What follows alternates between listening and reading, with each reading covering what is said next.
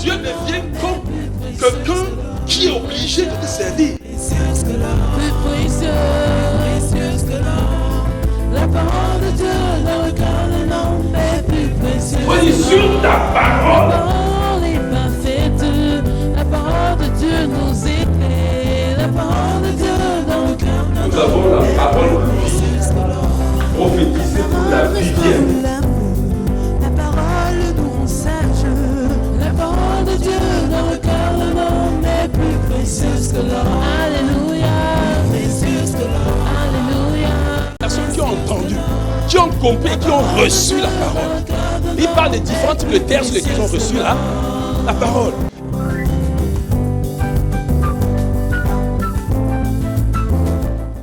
Mesdames et messieurs, shalom et shalom et bienvenue à cette autre série de notre enseignement sur les fondamentaux pour une vie chrétienne épanouie ou sur le chemin d'un fervent militant du royaume. Nous sommes à notre 10e chapitre, le dernier chapitre de ce manuel sur les fondements de la foi.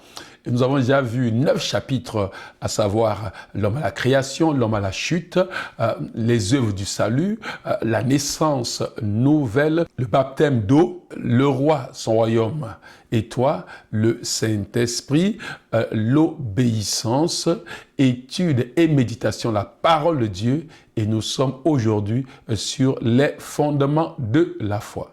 Nous allons simplement vous rappeler, bien-aimés, les objectifs que nous poursuivons dans cet enseignement, c'est que tu puisses comprendre le concept de la foi biblique.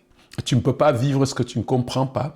Et quand tu vas comprendre bien le concept, de saisir le concept de la foi biblique, tu dois être capable, deuxièmement, d'exercer de manière intentionnelle, de manière orientée, de manière consciente la foi. Parce que tu connais ce qu'est la foi, tu vas exercer la foi, n'est-ce pas? Tu vas exercer cette foi et à même donc de faire des progrès dans ta foi, d'évaluer les progrès dans ta foi, dans l'exercice de ta foi. Donc, c'est ce que nous visons. Et qu'est-ce que nous avons déjà fait? Nous avons déjà fait 2 vidéos sur cet enseignement. Dans la première vidéo, nous sommes toujours en train de parler, nous sommes dans la première partie, c'est-à-dire que comprendre la foi. Comprendre la foi. Donc, le premier objectif, comprendre la foi, c'est ça que nous voulons t'amener à faire, à comprendre la foi. Et dans comprendre la foi, qu'est-ce que nous avons fait? Nous avons défini la foi. Rappelez-vous que nous avons fait la définition de la foi en nous attardant dans le livre de Hébreux chapitre 11 au verset 1. La foi est la ferme assurance des choses qu'on espère, une démonstration de celles qu'on ne voit pas. Nous avons expliqué cette définition bien-aimée. Et qu'est-ce que nous avons fait? Nous avons, deuxièmement, dans la compréhension de la foi, dit que la foi était inhérente à l'être humain. Tous les êtres humains ont ce potentiel pour manifester la foi, ont cette capacité naturellement de manifester la foi, du fait que les hommes sont créés à l'image et selon la ressemblance de Dieu. Et nous avons vu donc, la troisième chose pour comprendre la foi, l'objet de notre foi, quand en fait, le problème n'était pas d'en manifester la foi, mais le problème véritable était quel est l'objet de notre foi. Et c'est l'objet de notre foi qui rémunère notre foi. Et nous avons vu donc que la foi chrétienne était donc basée sur 3 piliers que nous avons vus. La personne du Seigneur Jésus-Christ, sa parole et son œuvre. Voilà les 3 piliers sur lesquels était donc fondée la foi chrétienne. Et nous avons commencé la fois passée à parler du caractère de la foi. Nous avons vu donc dans notre vidéo passée 5 éléments constitutifs du caractère de la foi. Nous avons vu que la foi avait des yeux. Nous avons vu que la foi était une loi. Nous avons expliqué ce que la loi, la foi en tant qu'une loi. Nous avons vu que la foi avait des yeux. Nous avons vu que la foi rendait agréable à Dieu. Tu ne peux pas être agréable. Pourquoi la foi rend agréable à Dieu? Nous avons vu cela. Nous avons vu que la foi est vivante, bien-aimée. Et la 5e des choses que nous avions terminé avec, c'est que la foi n'accepte que le plan de Dieu. La foi n'accepte que la volonté de Dieu. Tu ne peux pas dire que tu as la foi. Si tu as la volonté de Dieu devant toi et tu choisis autre chose, tu n'as pas foi en Dieu. Écoute-moi, si Dieu n'aime pas le divorce et tu aimes le divorce, tu choisis le divorce, tu n'as pas foi en Dieu. Tu as simplement démissionné dans la foi. Parce que la foi, écoutez, la foi ne peut pas faire autrement que de choisir la volonté de Dieu. Peu importe ce que cela va arriver, la foi sait qu'elle sait. On peut se tromper, mais connaître que Dieu n'aime pas telle chose, que ça, ce n'est pas la volonté de Dieu. Le choisir pour sa vie, pour que ça dirige ta vie. Tu es sorti de la foi, du cadre de la foi. Tu es sorti du champ de la foi et tu vas le faire par toi-même. Parce que la foi ne choisira jamais en dehors de la volonté de Dieu. La foi en Dieu, bien entendu. Et c'est là que nous sommes arrêtés. Et aujourd'hui, nous allons continuer et nous allons voir que la foi puise donc sa provision en Dieu seul. La foi puise sa provision en Dieu seul. Nous sommes toujours en train de parler donc du caractère de la foi. Et le 6e élément, c'est que la foi puise sa provision en Dieu seul. La provision de Dieu, bien aimé, pour la plupart du temps, n'est pas toujours intelligible. C'est-à-dire que n'est pas compréhensible, n'est pas raisonnable. Et la plupart du temps, il faut la foi pour choisir, il faut la foi pour puiser. Or, la foi ne s'intéresse qu'à la provision, ne tire sa provision qu'en Dieu.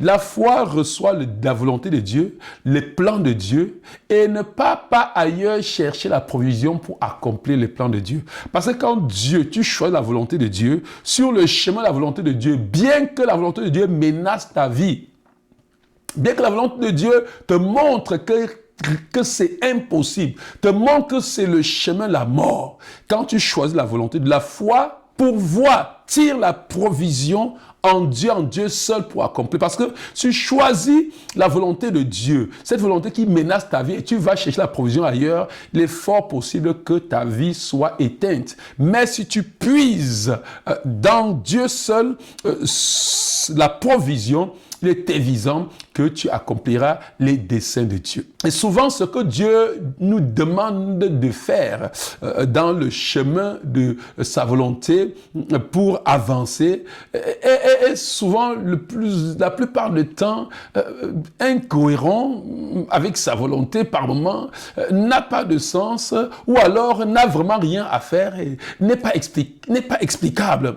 Mais bien aimé, je dis, il faut donc la foi pour puiser en Dieu seul la provision nécessaire pour notre vie. Regardez Hébreux chapitre 11, verset 28. Par la foi, Moïse a célébré la Pâque et a fait répandre du sang sur les portes pour que l'ange de la mort, l'ange exterminateur, ne touche pas les fils aînés des enfants d'Israël. Regardez bien aimé, c'est la dernière plaie que le Seigneur avait infligée à Israël. Cette plaie était cette sentence de ce que cette nuit-là qui allait précéder la victoire totale des enfants d'Israël, les enfants premiers-nés de tous les Égyptiens allaient mourir. C'était donc le coup de gong final qui allait manifester la victoire finale et durable aux enfants d'Israël. Exode chapitre 11, verset 5, vous allez lire ça là-bas dedans. Mais Israël, pour échapper donc à cet ange de la mort qui devait planer dans tout Israël, devait immoler l'agneau et asperger le sang sur les poteaux et les linteaux des portes de leur maison. C'est ridicule de ça, mais de toute évidence, bien aimé, c'est ridicule parce que qu'est-ce que le sang de l'agneau que nous avons tous les jours, qu'est-ce que son sang a à faire? Pourquoi devrions-nous être aussi ridicules, aller tuer nos agneaux et prendre le sang, commencer à badigeonner, asperger sur les poteaux linteaux? Qu'est-ce que cela a à faire? En fait, ce qui est certain, ce n'est pas, le sang là n'avait aucune puissance pour sauver, ça n'avait aucune force pour sauver, mais c'était un acte de foi qui sauve. Est-ce que quelqu'un comprend? C'était un acte d'obéissance, c'est un acte de foi. Regardez, il y a des choses que Dieu va te demander de faire, qui n'ont rien à faire vraiment avec ce qu'il te demande à faire, avec ce que tu voudrais. Mais qu'il faut seulement la foi pour savoir que dès que tu poses l'acte de foi, derrière, il y a un déclenchement. Ils étaient loin de savoir que cela était une préfiguration de l'agneau qui ôte le péché du monde à la personne de Jésus-Christ qui allait venir. Et c'est la même chose aujourd'hui, bien. Mais écoutez-moi, le salut s'obtient uniquement par la foi et rien de plus. Ce même sang qui hier les a sauvés, c'est le même sang que nous ne voyons pas. Et quand on nous dit que Christ a versé sur le roi de Calvaire il y a 2000 ans, c'est en ce sang aujourd'hui que nous avons toujours foi, que nous badigeonnons les linteaux, la porte de nos vies, pour que là la mort n'entre pas. Est-ce que quelqu'un comprend? Oui, quand tu prends le sang que tu appliques sur les linteaux et les poteaux de porte ta vie, là la mort n'entrera pas, la mort n'entrera pas. Et c'est la foi. Et la Bible dit, car c'est par la grâce que vous êtes sauvés, par le moyen de la foi. Et cela ne vient pas de vous. C'est un don de Dieu. Ce n'est point par les œuvres, afin que personne ne se glorifie. Car nous sommes son ouvrage, ayant été créés en Jésus-Christ pour des bonnes œuvres que Dieu a préparées d'avance, afin que nous les pratiquons. Éphésiens chapitre 2, versets 8 à 10. Oui, bien-aimés, c'est de ça qu'il est question. La grâce de Dieu est la faveur qui ouvre les portes devant nous, que ce soit dans toutes les portes devant nous, que ce soit dans les portes spirituelles, que ce soit les portes dans le domaine séculier. C'est la grâce de Dieu. Et cette grâce est la manifestation de notre foi. Donc on dit que la foi fait mouvoir la main de Dieu. La main de Dieu, c'est l'Esprit de Dieu. La foi amène le Saint-Esprit à libérer les grâces de Dieu dans ta vie. La foi amène le Saint-Esprit à libérer la vie de Dieu en nous. Donc, bien aimé, c'est important. C'est bien important. Lorsque quelqu'un accepte Jésus-Christ par la foi, il accepte la providence du salut divin. Oui, il cesse de compter sur ses propres forces. En toute chose, il devient un peu fou. Cette folie de Dieu qui est plus sage que la sagesse des hommes. Et c'est important, bien aimé. Et n'oubliez pas, je le répète toujours, que notre justice, nos efforts, c'est toujours un vêtement souillé devant Dieu, notre propre justice. Et vraiment, Dieu me l'a prouvé à plusieurs reprises, Seigneur. Dans le ministère, il y a, bien aimé, dans le ministère, il y a des choses que Dieu va te demander de faire. Pendant que tu es en train de crier à lui pour une provision. La provision vient toujours là où tu ne t'attends pas, là où tu n'imagines pas. Mais ça requiert en nous un acte d'obéissance. Amen. Le 7e élément donc constitutif du caractère de la foi est que la foi, pendant que la foi ne puise sa provision qu'en Dieu, nous avons vu, la foi rejette le système de ce monde. La foi rejette le prestige et le système de ce monde. La foi, bien aimée, nous n'allons pas diriger l'Église avec le système de ce monde. Non. Nous n'allons pas introduire dans l'Église le système. Nous n'allons pas introduire dans l'Église le prestige de ce monde. La foi rejette le prestige et le système de ce monde. D'ailleurs, tu ne peux pas vaincre un système si tu n'es pas hors de ce système. C'est bon, je n'ai rien contre les techniques du monde. Mais écoute, si un principe n'est pas un principe biblique que le monde utilise, mais si les principes du monde, quels que soient les résultats qu'on obtient dans le monde avec, bien aimé, la foi rejette cela. C'est capital de comprendre. D'ailleurs, regardez, je vais vous expliquer, vous voyez très bien. La Bible dit dans Hébreux chapitre 11, verset 24, que c'est par la foi que Moïse, devenu grand, refusa d'être appelé fils de la fille de Pharaon. Je vais vous signaler que Moïse, pendant 40 années, a vécu comme prince d'Égypte. Et c'est à l'âge de 40 ans qu'il a refusé. Le peuple le plus riche de cette époque, le peuple le plus cultivé de cette époque, le peuple le plus influent de son époque. Après 40 années de vie dans le palais, Moïse est à la croisée des chemins. Il est face à sa destinée. Il est face au dessein de Dieu dans sa vie. Et un choix à faire s'impose. Demeurer égyptien à part entière et rester au palais, ou alors s'identifier au peuple esclave. Un peuple sans avenir apparent. Ça, c'était un vrai dilemme. Mais la Bible dit que c'est par la foi que Moïse refusa d'être appelé fils de la fille de Pharaon. Je vois que quand vous voyez, quand on dit appelé fils de fils Pharaon, c'est le prestige, c'est l'honneur. Est-ce que me comprend? C'est l'honneur. Est-ce que c'est refusé? Et je vous dis, pendant toutes ces années, dans le luxe du palais, il n'avait jamais chancelé dans sa dévotion au Dieu qui semblait regarder son peuple croupir dans l'esclavage sans lever le petit doigt. Comment? Il se prosternait devant ce Dieu, même étant dans le palais de Pharaon. Par la foi, il choisit de s'identifier donc au peuple de Dieu, alors esclave. Par la foi, il rejette le peuple puissant et libre pour s'allier à un peuple esclave. Il choisit donc l'appel de Dieu, lequel Dieu jusque-là était plutôt silencieux, devant la souffrance de son peuple. Ceci au détriment de la sollicitation de la grande puissance égyptienne à être son prince, possiblement le futur pharaon d'Égypte. Malgré le fait que son peuple ne le reconnaissait même pas comme étant appelé de Dieu, ne le reconnaissait même pas comme étant leur leader, ne le reconnaissait même pas comme étant leur sauveur. La preuve, ce peuple-là est pourtant le peuple qu'il a trahi. Actes chapitre 7, verset 25. Il pensait que ses frères comprendraient que Dieu leur accordait la délivrance par sa main. C'est-à-dire que Moïse pensait que le peuple comprendrait que Dieu leur accordait la délivrance par sa main, lui Moïse. Mais il ne comprit pas. Le jour suivant, il parut au milieu d'eux comme il se battait et il les exhortait à la paix. « Hommes, dit-il, vous êtes frères, pourquoi vous maltraitez-vous les uns les autres ?» Mais celui qui maltraitait son prochain le repoussa en disant « Qui t'a établi chef et juge sur nous?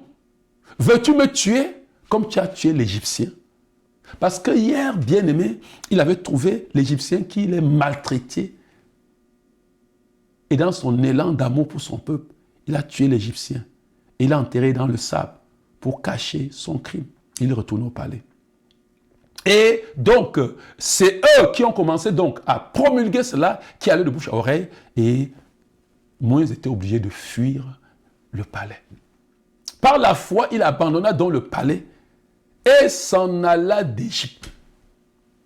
Il renonça à tout le prestige d'Égypte. Bien aimé, si notre foi doit triompher du monde, nous devons vivre dans le monde sans être du monde. Christ a dit, je prie, non pas que tu les ôtes du monde, mais que tu les préserves du monde. Nous devons être dans le monde, sans être du monde. Bien-aimés, si nous voulons venir à bout du système de ce monde, nous devons nous mettre hors de ce système. C'est regrettable d'amener le système du monde dans l'église. Non, ce n'est pas la foi. Vous savez, bien-aimés, d'aucuns auront dit, Joseph est devenu premier ministre en Égypte. Oui, Joseph est parti de la prison. Dieu l'a pris de la prison. Joseph ne désirait pas être premier ministre. Non, il ne regardait pas cela comme une poêle arrachée. Non, il est allé, si vous lisez l'histoire, comment il est parvenu premier ministre en Égypte. Et par cette voie, il a sauvé son peuple. Moïse aurait pu se dire, je vais rester au palais, devenir pharaon pour sauver mon peuple. Mais ce n'était pas le plan de Dieu. Regardez-vous dire, bien aimé, ce que le monde estime souvent prestigieux n'a rien à voir avec ce que Dieu considère comme grand. Cela nécessite la foi pour comprendre et voir. Rien ne rend en vérité aucun homme grand et prestigieux dans ce monde et dans l'éternité que son obéissance et la soumission totale à la volonté de Dieu pour sa vie.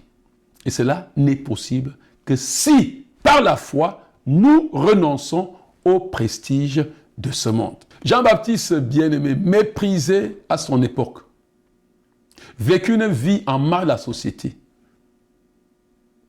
se nourrissant des sauterelles de miel dans le désert, se vêtissant de peaux d'animaux, croupissait dans sa prison et était la risée de tous. Mais comprenez le témoignage de Jésus par rapport à Jean-Baptiste. De tous les hommes nés de femmes, il n'y en a eu point de plus grand comme Jean-Baptiste. Matthieu 11, verset 11. Extraordinaire. En conclusion, bien-aimé, la foi en Dieu t'amènera à renoncer aux pratiques de ce monde pour plaire à Dieu, pour embrasser l'appel de Dieu dans ta vie et ta destinée. Cela passe aussi par le rejet de la jouissance du monde au bénéfice de la souffrance. 8e caractère, 8e élément qui entre dans le caractère de la foi, le rejet du plaisir de ce monde. La Bible dit que Moïse préféra mieux être maltraité avec les enfants de Dieu que d'avoir pour un temps la jouissance du péché. Bien aimé, le résultat donc d'avoir quitté par la foi le luxe insolent du palais, amenant donc Moïse finalement à pétrir la boue dans la fosse avec les esclaves. Cette boue qui les permettait de fabriquer les briques pour la construction de l'Égypte. Le prince, il accepta le soleil cuisant, l'odeur de sueur avec les esclaves, au détriment des jardins fleuris, de l'air climatisé du palais et des doux massages des parfumeuses. C'était de la part de Moïse une foi véritable, car il était persuadé qu'en faisant ce que Dieu voulait, même si cela n'était pas plaisant, il s'en porterait infiniment mieux au bout du compte. Bien-aimé, non pas que ce soit un péché en soi-même, de rester au palais, ou bien d'être dans les chambres climatisées, ou bien de se donner du plaisir à siroter du champagne, ou bien de subir des massages. Mais toute chose bonne que tu fais au détriment de la volonté de Dieu dans ta vie devient un péché. Un bien grave péché. Nul n'a besoin d'être convaincu que le péché est parfois plaisant. Oui, il peut en effet alimenter notre orgueil, nous procurer certains plaisirs et nous offrir, bien-aimés, une sensation de bien-être. Mais il possède une caractéristique qu'on semble ignorer. Il est toujours mauvais et ne dure que pour un temps. Et la finalité est toujours la mort. La foi est incompatible avec ce genre de plaisir. Il est préférable, bien-aimé, de prendre par la foi le chemin étroit et resserré, inconfortable, jonché de souffrance, car l'issue, c'est la vie, la joie et le bonheur. Que de prendre le chemin large et spacieux qui miroite le bonheur. Oui, de l'extérieur, tout semble baigné dans l'huile. Mais l'issue de ce chemin est la mort certaine. La foi véritable le discerne et le rejette. Elle choisit le chemin étroit, une marque de confiance à celui qui nous appelle sur ce chemin. C'est ce que Moïse a fait. Il a choisi de donner sa vie pour ses frères. Bien-aimé, David a appris à ses dépens que le plaisir du péché est à la fois éphémère et désastreux. Un petit plaisir de quelque temps, de jouissance, d'adultère avec Bathsheba, l'a amené à tuer le mari de cette dernière. Mais ce plaisir éphémère l'a hanté toute sa vie. Comprenez sa déclaration lui-même. Somme chapitre 51, verset 7. « Car je reconnais mon tort, la pensée de mon péché me poursuit sans cesse. » Bien-aimé, David a vu son fils, le fruit de son adultère, mourir à bas âge, malgré tous ses jeûnes et prières. Il a vu son fils Amnon coucher avec sa propre sœur Tamar, le fruit de l'adultère. Il a vu son fils Absalom tuer son frère Amnon, qui tue par l'épée, périra par l'épée. Le fruit d'avoir commandité la mort du mari de Bathsheba. Son même fils Absalom, couché avec ses propres femmes David en plein marché. Son fils s'est rebellé contre lui. Bien-aimé, l'épée ne s'est jamais éloignée de sa maison, ainsi que l'immoralité. Le péché d'une durée de quelques minutes, mais toute une vie de douleur et de gémissement. La foi en Dieu nous appelle tous à la sainteté. Elle nous appelle à nous séparer du péché. Certes, il n'est pas toujours facile d'obéir, mais, bien-aimé, au bout du compte, le péché s'avère plus difficile et désastreux. Mais la foi est la puissance qui nous mettra à l'abri de tous ces désastres. C'est elle qui nous élèvera au-dessus de toutes ces tentations. En l'occurrence, bien-aimés, les richesses de ce monde. Le véritable piège pour notre âme. C'est pour cela que la foi, élément numéro 9 du caractère de la foi, rejette les richesses de ce monde. Hébreux chapitre 11, verset 26, on dit que Moïse regarda l'opprobre de Christ comme une richesse plus grande que les trésors de l'Égypte, car il avait les yeux fixés sur la rémunération. Car il avait les yeux fixés sur la rémunération. La Bible dit que la foi regarde, que Moïse regarda l'opprobre de Christ. C'est par la foi qu'il regarda l'opprobre de Christ. Regarder implique qu'il considère. Une considération des enjeux. Pas une décision non réfléchie. Il a mûri. Il a pesé. Rester en Égypte, jouir de ses richesses. Il a évalué. Mais au bout de Christ, il a pris la décision de souffrir avec Christ. Il a pris la décision de se conformer, de prendre part aux souffrances de Christ. Rappelons, bien-aimés, que Moïse est dans une période de 1500 ans avant la crucifixion de Jésus-Christ. Donc c'est par la foi, bien-aimés, qu'il vit ce que les chrétiens aujourd'hui sont témoins et que tous les écrits, toute l'histoire raconte. Nous n'avons aucune foi pour croire que Jésus-Christ a vécu et qu'il a été crucifié, puisque le livre historique en parle. Mais la foi de Moïse l'a conduit à accepter aussi porter l'opprobre de Christ. Par la foi, bien-aimés, les apôtres se réjouissaient de porter l'opprobre de Christ. On les fouettait, ils rentraient étant contents. Tout véritable chrétien possédant la foi devrait se précipiter à porter aussi l'opprobre de Christ. Parce qu'au bout de l'opprobre de Christ, il y a les richesses éternelles, il y a les richesses durables. Moïse avait les yeux fixés sur la rémunération. Il était capable de voir la gloire derrière la souffrance. Il était capable de voir la rémunération derrière la souffrance. De voir Dieu glorifié. L'auteur du livre d'Hébreux nous encourage dans son chapitre 13, verset 13-14. Sortons donc pour aller à lui, hors du camp, en portant son opprobre. Car nous n'avons point ici-bas de cité permanente, mais nous cherchons celle qui est à venir.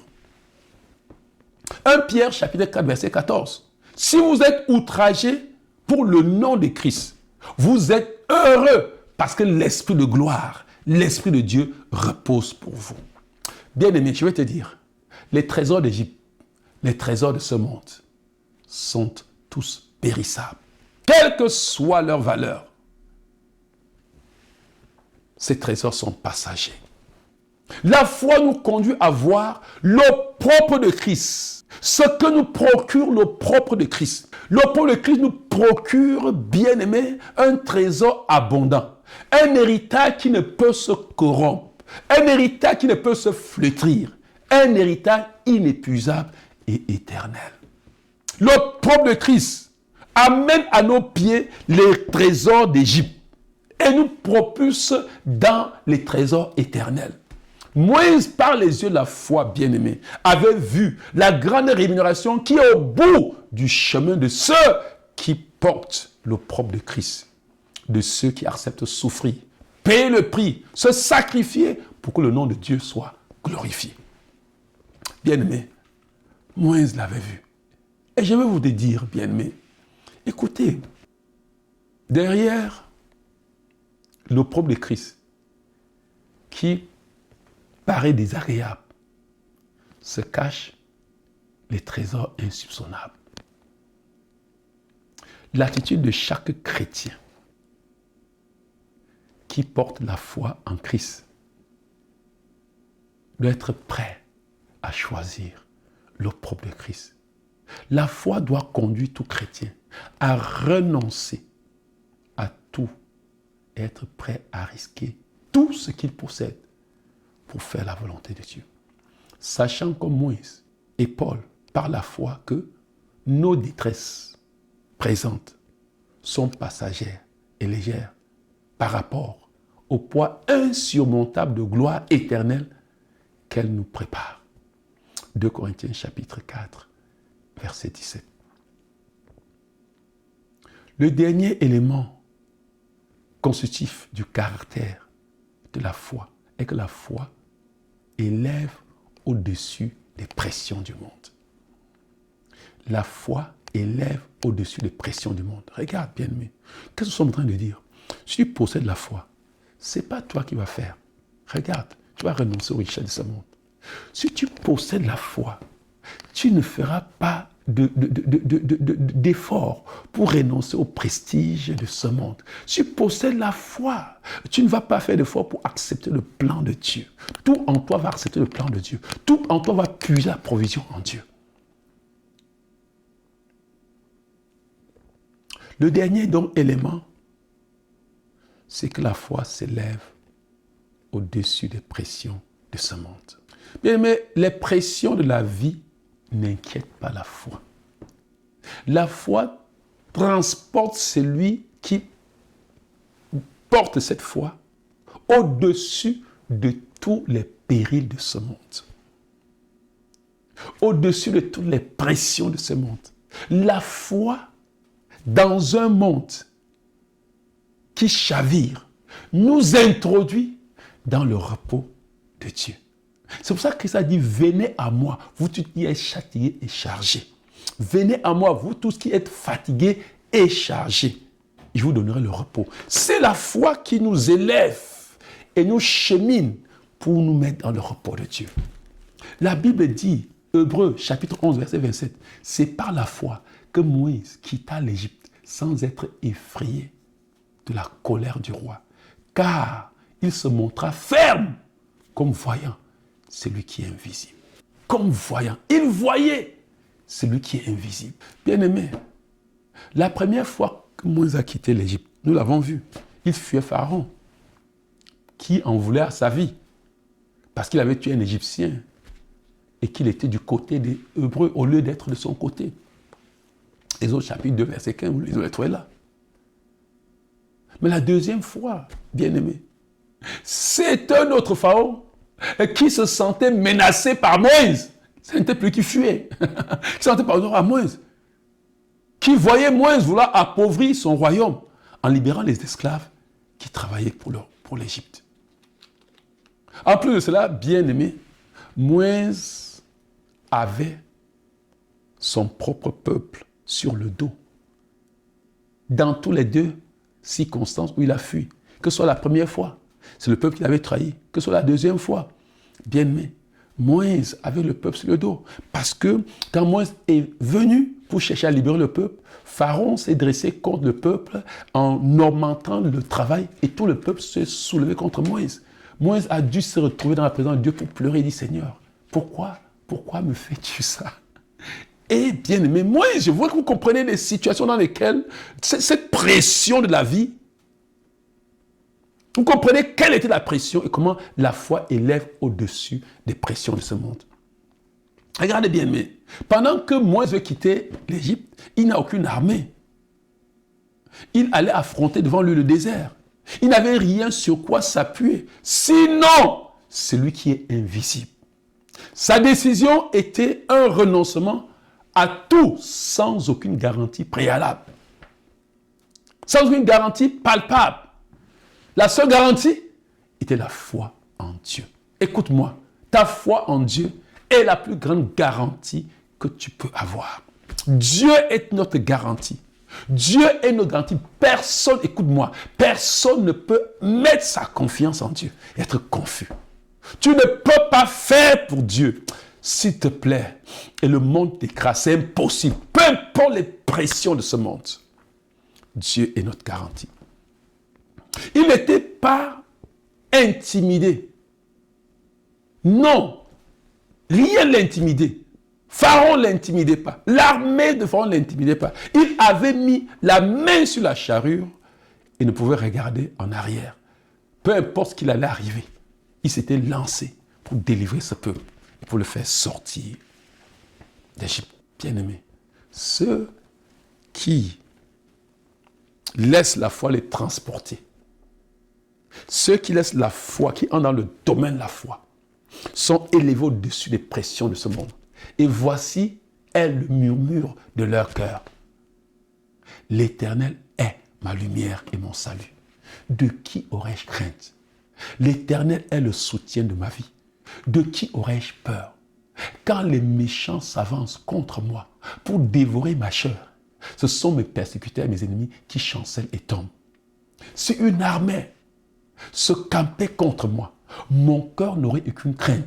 Si une guerre s'éclatait contre moi, je serais malgré tout plein de confiance. Je demanderai à l'Éternel une seule chose que je désire ardemment. Je voudrais habiter toute ma vie dans la maison de l'Éternel pour contempler la magnificence de l'Éternel et pour admirer son temple. Car il me protège dans son tabernacle au jour du malheur. Il me cachera sous l'abri de sa tente. Il m'élèvera sur le rocher. Psaume chapitre 27, versets 1 à 5. J'aime ce passage. C'est mon hymne. C'est ma chanson. C'est le murmure de mon cœur quand une guerre éclate autour de moi. C'est le murmure de mon cœur quand une armée se lève contre moi. C'est le murmure de mon cœur. Quand on met la main sur la charrue, on n'en garde plus en arrière.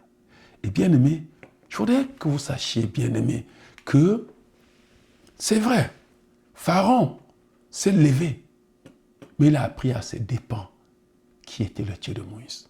Pharaon, dans sa colère, a poursuivi Moïse. Mais bien aimé, il a péri. Le comportement de Moïse, cette foi, bien aimé, Dieu est celui qui rémunère ceux qui le cherchent. Dieu est celui qui rémunère ceux qui mettent leur foi en lui. Et Dieu l'a rémunéré. Moïse, oui, Pharaon s'est levé pour le poursuivre.